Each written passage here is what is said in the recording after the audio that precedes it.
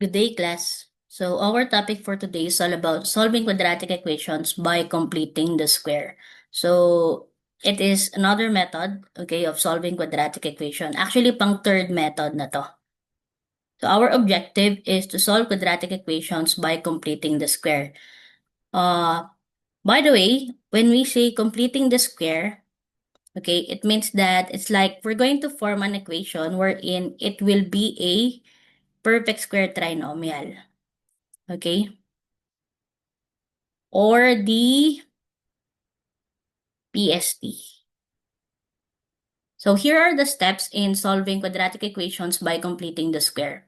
So first is make the coefficient of x squared equal to 1. When it is not equal to 1, we will simply apply the borrow and payback method. Okay? Next step is to transpose the constant term to the right side of the equation. Then complete the square. So to complete the square, we will simply add b over 2 squared to both sides of the equation. After that, factor the left side. Yung magiging factor ng left side ay square of binomial. Okay? Kasi magiging perfect square na yon kapag na-complete natin yung square.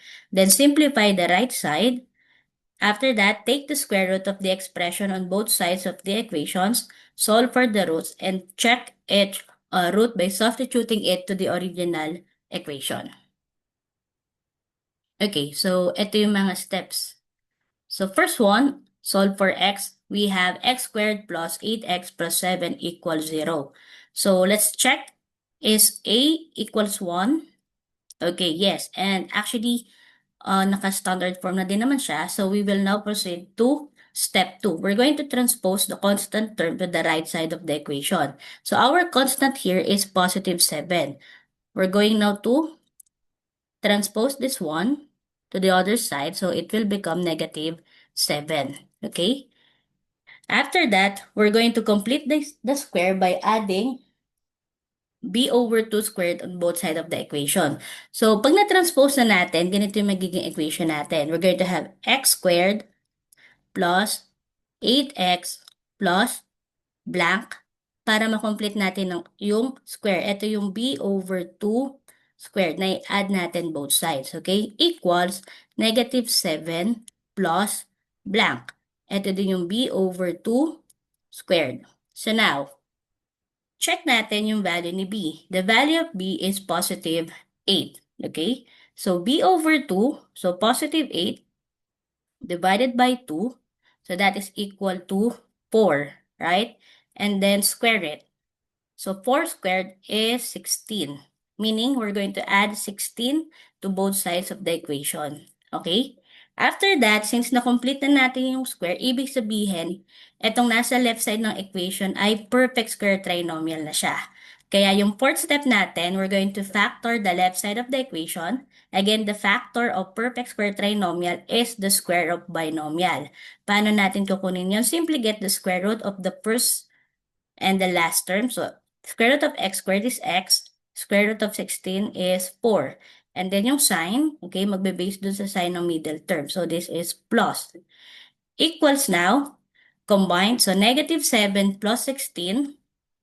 So, that is now equal to positive 9. Okay? After that, fifth step, take the square root, both sides. So, square root.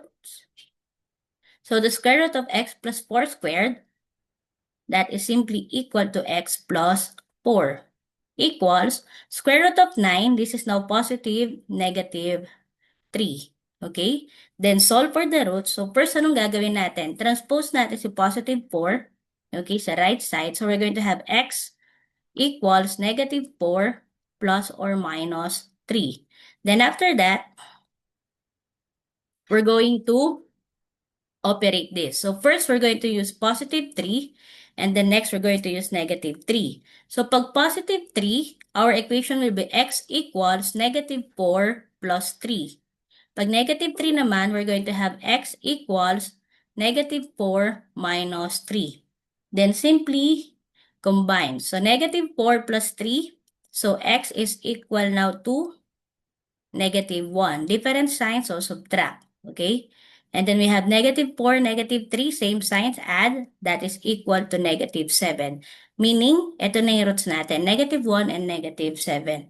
Then, step 7, so to check, pwede naman natin i-check, again, substitute lang natin yung values ng roots natin dun sa original equation. So for example, check natin yung x equals negative 1. So our original equation is x squared plus 8x plus 7 equals 0. Substitute negative 1 sa x, so we're going to have negative 1 squared plus 8 times negative 1 plus 7 equals 0. So negative 1 squared, negative 1 times negative 1, magiging positive 1. Then positive 8 times negative 1 is negative 8 plus 7 equals 0. Then, combine lang. 1 minus 8, this is negative 7, plus 7, so 0 equals 0. Kaya ibig sabihin, tama yung nakuha natin na value na x equals negative 1. Then yung isa, pwede din natin i-check. So x equals negative 7. So again, substitute natin yung value na negative 7 dun sa original equation. So we're going to have negative 7 squared plus 8 times negative 7 plus 7 equals 0. So negative 7 squared is positive 49, right? So then positive 8 times negative 7, this is negative what? Negative 56 plus 7 equals 0. Then combined, 49 minus 56, this is equal to negative 7 plus 7, that is now 0 equals 0. So, ibig sabihin, since na-satisfy natin both equation, nung sinusubstitute natin dalawang roots, kaya ibig sabihin, tama yung roots na nakuha natin. Okay? Example 2. So, solve for x. We have x squared minus 4x plus 3 equals 0. So again, check first if a is equal to 1. Okay, equal naman kay 1. So next step, transpose constant to the right side. So the constant is positive 3. If we transpose, so it will become negative 3. Okay?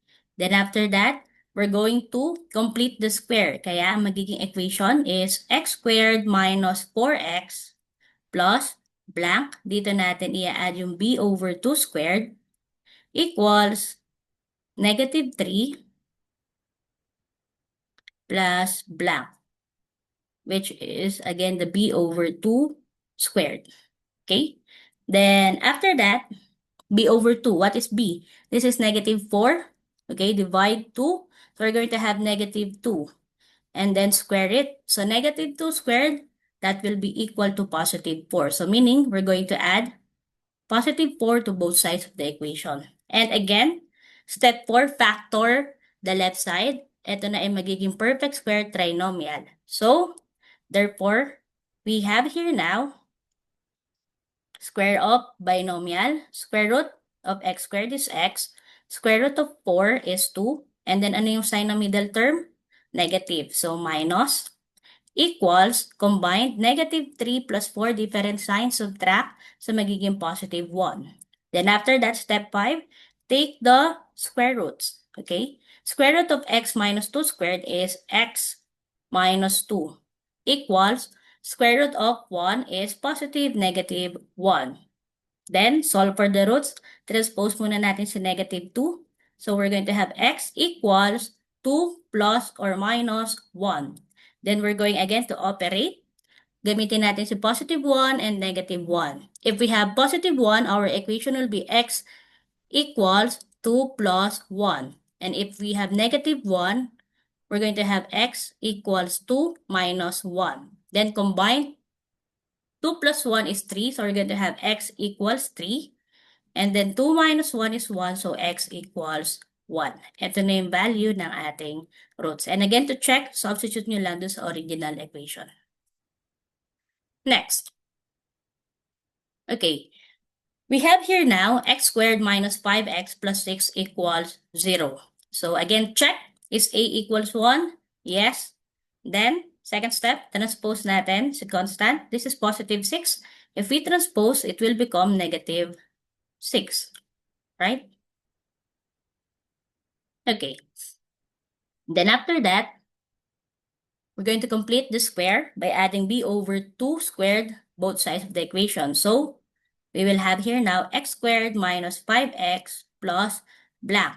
Again, nandito kasi si b over 2 squared equals negative 6 plus blank. So b over 2 squared. Okay? Now, what is the value of b? Okay, b is now negative 5. So negative 5 over 2. Can we divide negative 5 over 2? No, hindi siya magiging whole number, no? Pwede pa bang ma-simplify? Okay, hindi na din. So, okay na yan, square na natin. So, negative 5 over 2, we're going to square it. Pag ni-square naman natin yung fraction, square nyo lang yung numerator and then square nyo si denominator. So, negative 5 squared, that is positive 25, and then 2 squared is 4, meaning we're going to add 25 over 4 to both sides of the equation. Okay? And then again, step 4, factor the left side. Again, magiging perfect square trinomial na to. So we're going to have the square of binomial. Get the square root of the first term. So that is x. And then square root of the last term. Square root of 25 is 5. Square root of 4 is 2. So magiging 5 over 2. Then ano yung sign? That should be what? Negative, or yung operation ay minus kasi negative yung middle term. Equals now. Okay? This is now negative 6 plus 25 over 4. Now, don't worry, pag magko-combine kayo ng, okay, ng like integer tapos ng fraction, ang gagawin nyo lang naman ay gawin natin tong fraction. Okay? So, yung negative 6, anong fraction form yan? Magiging negative 6 over 1. And then, you have 25 over 4. Okay? Yung easiest way, actually, pwede nyo i-cross multiply lang sila. Cross multiply, negative 6 times 4, so magiging negative 24. Then, ito naman, 1 times 25 is plus 25 all over. Para makuha yung denominator, multiply nyo lang yung mga denominators. 1 times 4 is 4. So, naging negative 24 plus 25 over 4. Combine nyo lang, negative 4 plus 25, different signs, subtract. So, magiging 1 over 4. So, ibig sabihin, yung negative 6 plus 25 over 4 is simply 1 over 4. Okay? Then after that, step 5, square roots.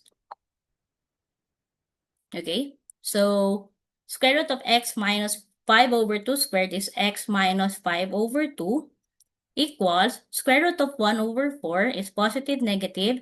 Square root of 1 is 1. Square root of 4 is 2. Kaya, positive negative 1 half. Then solve for x. Transpose natin si negative 5 over 2. So, we're going to have x equals positive na, no? 5 over 2 plus or minus 1 half. After that, operate natin. Positive 1 half, negative 1 half.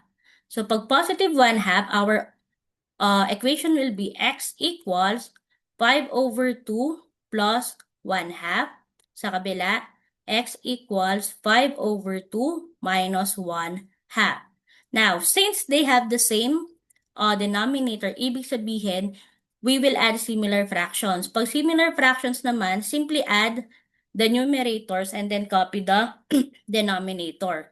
So, add nyo lang 5 plus 1, so that is 6 over 2. Then simplify. 6 over 2, that is equal to 3. Okay? Next dito. So, same denominator. Combine lang natin yung numerator. So, 5 minus 1. Okay? Negative siya. So, magiging positive 4 over 2. Simplify. So, x equals 2. Kaya ito na yung values natin. Okay? Next one. So, last example.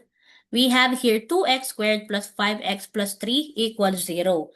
So, first step, check if a equals 1. So, here, you will notice that a is greater than 1, right? Kasi 2 yung value ni a natin. So, kapag ganyan, again, we will apply the borrow and payback. So, first again, borrow. Sino magbabarrow? Si C. Ano ibabaraw niya? Yung value ni a. So, pag binarrow niya, multiply lang natin, right? So, 2 times 3, this is 6. Since binaro na muna ni C, yung value ni A, ano na mangyayari dito? Magiging x squared na lang, right? So, plus 5x, and then yung C, magiging 6 equals 0. Now, since A now is equal to 1, proceed na tayo sa step 2. Transpose na natin yung constant term. So, si positive 6, transpose natin, magiging negative 6, right? So, we're going to have here x squared plus 5x. Complete the square na to. Plus 5x, so plus blank. Okay, add na natin si b over 2 squared. Pag na-transpose na natin si constant, complete the square na. Mag-a-add na tayo ng b over 2 squared, kaya may blank na tayo. Equals negative 6 plus blank. Okay? Now, ano na yung value ni b? Value of b is 5, right? So, 5 divide 2. So, again, hindi na pwede, hindi na din masisimplify. Kaya ano nang gagawin natin? Square na natin yan. So, again, 5 squared is 25. 2 squared is 4. So, add 25 over 4 to both sides of the equation. Okay? So, now, here, okay. Again, paano natin? At first, this is perfect square trinomial. Okay? Step 4, so factor niya. Square root of binomial. Square root of first term is x. Square root of 25 over 4. So, square root of 25 is 5. Square root of 4 is 2. Anong sign? Positive. Plus, right? Equals. Again, pag i-combine yung ganito, gawin lang natin silang parehong fraction. So, negative 6 over 1. So, plus 25 over 4. So, again, ano lang gagawin natin? Cross multiply. Negative 6 times what? Times 4 is negative 24. And then 25 times 1 is, so plus 25 all over, multiply yung denominators all over 4. Combined, so magiging 1 over 4. After that, ano nang gagawin natin? Get the square roots, okay? Step 5 na tayo. So, square root, this is now x plus 5 over 2 equals square root of 1/4 is positive, negative. Okay, square root of 1 is 1, square root of 4 is 2. Okay? Then after that, solve for x. Transpose lang muna natin si positive 5 over 2. So, we're going to have negative 5 over 2 plus or minus 1/2. And then again, operate lang natin. Una, gamitin natin si positive 1/2. And then sa kabila, si negative 1/2. Okay? So pag positive 1/2, ang operation natin is x equals, okay, negative 5 over 2 plus 1/2. And then here, we have x equals, so negative 5 over 2 minus 1/2. Okay, so x equals, so negative 5 over 2 plus 1/2, again, similar fractions, combine lang natin yung numerators, negative 5 and positive 1. So we're going to have negative, what? 4 over 2. Simplify, x equals negative 2. Dito naman, negative 5 and negative 1. So, same signs, add. So, negative 6 over 2, right? Simplify, negative 3. Now, since dito ang ginamit natin is borrow and payback, hindi pa ito yung final answer natin. Okay? This time, sa completing the square, after natin parang ma-solve yung roots, okay, dun natin gagawin yung payback. Okay? So, dito tayo ngayon magde-divide. Now, again, ano ba yung binaro natin na value? That is 2, right? Yung value ni A. Ano lang gagawin natin? So, divide natin yung nakuha natin na roots ng value ni A para sa payback. Okay? So, dito, negative 2 divided by 2, pwede pang masimplify, right? So, x is equal to what? To negative 1. Ito na yung talagang value niya. Okay, after the payback. Next, we have x equals negative 3 over 2. Question, pwede pa bang masimplify? Hindi na. So, ibig sabihin, ito na yung value yung second value ni x is negative 3 over 2. Okay? So, wag kakalimutan yung payback ha, kapag si a ay hindi equal kay 1. And that's it. Bye.